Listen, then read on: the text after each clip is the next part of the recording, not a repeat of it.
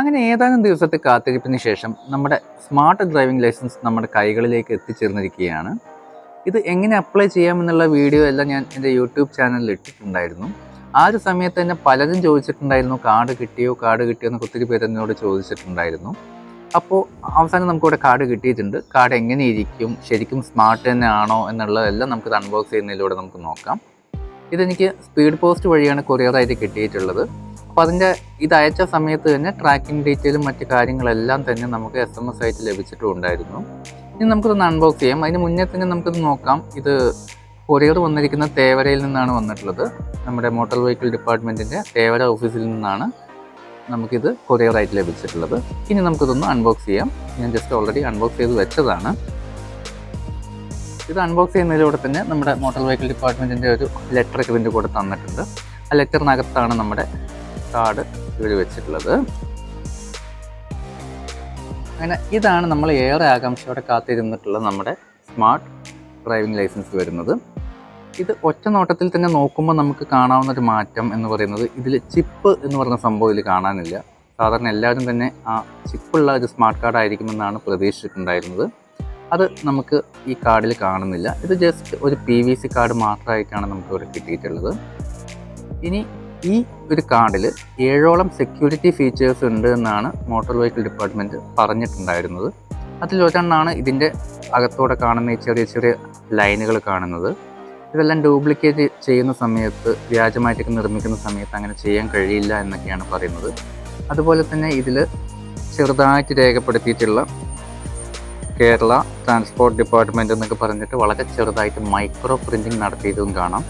അതും നമുക്ക് ഇതിൽ നിന്ന് കോപ്പി എടുക്കുന്ന സമയത്തോ ഡ്യൂപ്ലിക്കേറ്റ് ഉണ്ടാക്കുന്ന സമയത്തോ അത്രയും ചെറുതായിട്ട് നമുക്ക് പ്രിൻറ്റ് ചെയ്യാൻ കഴിയില്ല എന്നൊക്കെയാണ് മോട്ടോർ വെഹിക്കിൾ ഡിപ്പാർട്ട്മെൻറ്റ് അവകാശപ്പെട്ടിട്ടുള്ളത്. അതുപോലെ തന്നെ നമുക്ക് ഇതിൻ്റെ അറ്റത്തൊരു യുണീക്ക് സീരിയൽ നമ്പർ കാണാം.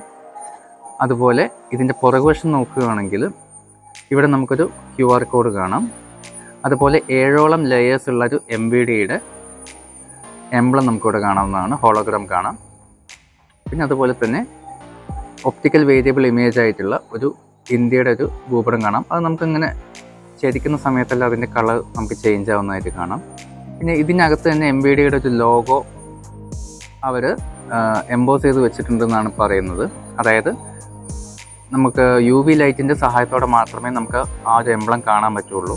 അതും 2 സൈഡിലും പ്രിൻ്റ് ചെയ്തിട്ടുണ്ട് എന്നാണ് പറയുന്നത്. ഈ ഒരു കാർഡ് നമുക്ക് കയ്യിൽ കിട്ടാൻ വേണ്ടിയിട്ട് 245 രൂപയാണ് നമുക്ക് ചിലവ് വന്നിട്ടുള്ളത്. 200 രൂപ ഇതിൻ്റെ കാർഡ് പ്രിൻറ്റിങ് ചാർജായിട്ടും 45 രൂപ കൊറിയർ ചാർജായിട്ടും വന്നിട്ടുണ്ട്. നമുക്ക് ആലോചിക്കേണ്ട ഒരു കാര്യം, നമ്മുടെ ആധാർ കാർഡ് PVC കാർഡാക്കി മാറ്റാൻ വെറും 50 രൂപക്ക് നമുക്ക് ആധാർ വെബ്സൈറ്റിലൂടെ നമുക്ക് അപ്ലൈ ചെയ്യാവുന്നതാണ്. ആ ഒരു കാർഡും ഇതേ ക്വാളിറ്റിയിൽ തന്നെയാണ് വരുന്നത്. ആ ഒരു സമയത്ത് ഈ ഒരു കാർഡിന് നമുക്ക് 245 രൂപയാണ് കൊറിയർ ചാർജ് അടക്കം വരുന്നത്. അപ്പം അങ്ങനെ നോക്കുന്ന സമയത്ത് ഇത് റേറ്റ് അല്പം കൂടുതലല്ലേ എന്നുള്ളൊരു കാര്യം നമ്മൾ ഒന്ന് ചിന്തിച്ച് നോക്കേണ്ടതാണ്. പിന്നെ അതിൻ്റെ കൂടെ തന്നെ പറയാൻ വിട്ടുപോയ മറ്റൊരു കാര്യം, ഇതിൽ നമുക്കിടെ ഫോട്ടോയും സിഗ്നേച്ചറൊക്കെ തന്നെ അപ്ലൈ ചെയ്ത സമയത്ത് ഞാൻ പുതുതായിട്ട് അപ്ലോഡ് ചെയ്ത് കൊടുത്തിട്ടുണ്ടായിരുന്നു. ആ പുതുതായിട്ട് അപ്ലോഡ് ചെയ്ത അതേ ഫോട്ടോയും സിഗ്നേച്ചറും തന്നെയാണ് നമ്മുടെ ഡ്രൈവിംഗ് ലൈസൻസിലേക്ക് പ്രിൻ്റ് ചെയ്ത് വന്നിട്ടുള്ളത്. അപ്പോൾ എന്തായാലും നിങ്ങൾ ഇതുവരെ ഇത് അപ്ലൈ ചെയ്തിട്ടില്ല എന്നുണ്ടെങ്കിൽ നമുക്ക് 1 വർഷത്തോളം സമയമുണ്ട് എന്നാണ് മോട്ടോർ വെഹിക്കിൾ ഡിപ്പാർട്ട്മെൻറ്റ് പറഞ്ഞിട്ടുള്ളത്. അപ്പോൾ ഇത് എങ്ങനെയാണ് അപ്ലൈ ചെയ്യേണ്ടതെന്നുള്ളത് നിങ്ങൾക്ക് ഇതുവരെ അറിയില്ല എന്നുണ്ടെങ്കിൽ ഞാൻ എൻ്റെ യൂട്യൂബ് ചാനലിൽ ഓൾറെഡി ഇത് ഞാൻ അപ്ലോഡ് ചെയ്തിട്ടുണ്ട്. അതിൻ്റെ ലിങ്ക് ഞാൻ എൻ്റെ ഡിസ്ക്രിപ്ഷൻ ബോക്സിൽ കൊടുക്കാം. അതുപോലെ ഇത് അപ്ലൈ ചെയ്യുമ്പോഴുള്ള മറ്റെന്തെങ്കിലും സംശയങ്ങളൊക്കെ ഉണ്ടെങ്കിൽ നിങ്ങൾക്കിത് കമൻറ്റ് ബോക്സിൽ ചോദിക്കാവുന്നതാണ്.